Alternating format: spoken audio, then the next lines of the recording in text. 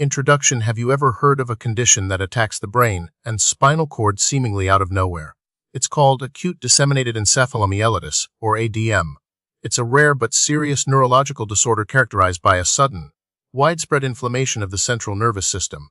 Imagine the brain and spinal cord suddenly becoming the target of its own immune system. This can lead to a range of neurological symptoms, impacting movement, sensation, and even consciousness. In this video, we'll delve into the intricacies of ADEM, exploring its causes, effects, diagnosis, treatment, and what the future holds for those affected by this challenging condition. Etiology of causes. The exact cause of ADEM is still being investigated, but it's generally understood as an autoimmune response triggered by an infection or, less commonly, by vaccination. Think of it like this: the immune system is trained to fight off a virus or bacteria.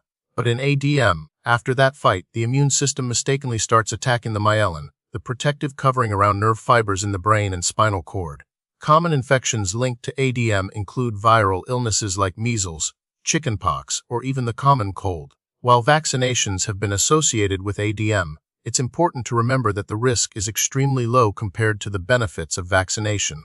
Pathophysiology. So, what exactly happens in the brain during ADEM? Picture the myelin sheath as the insulation around an electrical wire. ADM damages this insulation. This damage, called demyelination, disrupts the communication between nerve cells. Immune cells, like T cells and B cells, infiltrate the brain and spinal cord, causing inflammation and further damaging the myelin. This widespread inflammation and demyelination are the hallmarks of ADM and contribute to the variety of neurological symptoms experienced by patients. Epidemiology. ADM is a rare disease, primarily affecting children and adolescents. It's estimated to occur in approximately 0.8 per million people per year. While it can occur at any age, it's most common in children between the ages of 5 and 8. There doesn't seem to be a significant difference in incidence between males and females. It's important to note that while rare, ADM can have significant impact on the lives of affected individuals and their families. Signs and symptoms. The symptoms of ADEM can appear quite suddenly, usually within days or weeks after an infection or vaccination. These symptoms are varied and depend on which areas of the brain and spinal cord are affected. Common symptoms include a fever, fatigue, headache, nausea, and vomiting. Neurological symptoms can include vision loss, muscle weakness, difficulty walking, loss of coordination, seizures, altered mental status ranging from confusion to coma. Because the symptoms are so varied, it's crucial to seek prompt medical attention if you suspect ADM.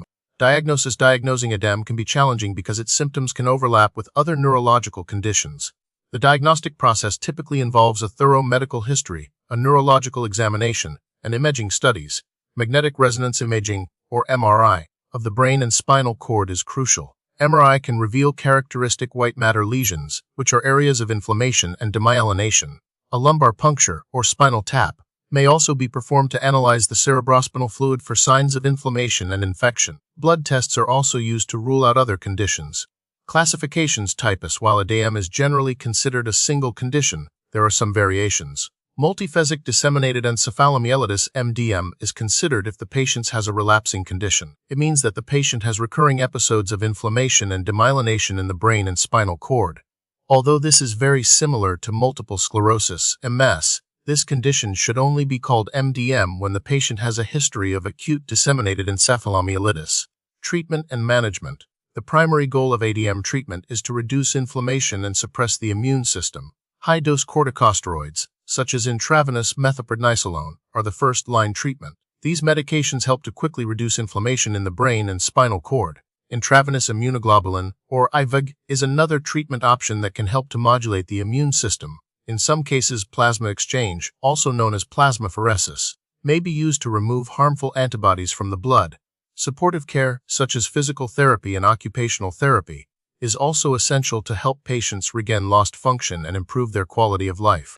Prevention. Since ADM is often triggered by infections, preventing infections through good hygiene practices, such as frequent hand washing, can help to reduce the risk. Ensuring that children receive recommended vaccinations can also help to prevent infections that may trigger ADM. However, it's important to remember that ADM is rare, and the benefits of vaccination far outweigh the small risk of developing ADM. Prognosis. Recent research or advances. The prognosis for ADM is generally good, particularly with early diagnosis and treatment. Many children recover fully or with minimal long-term effects. However, some individuals may experience residual neurological deficits, such as muscle weakness or cognitive impairment. Research into ADM is ongoing, with a focus on understanding the underlying mechanisms of the disease and developing more effective treatments. Studies are exploring the role of specific immune cells in ADM and investigating novel therapies to target these cells. Recent research is exploring the use of newer immunosuppressant medications to prevent relapses and improve long-term outcomes. By supporting research efforts, we can improve the lives of those affected by ADM and move closer to finding a cure.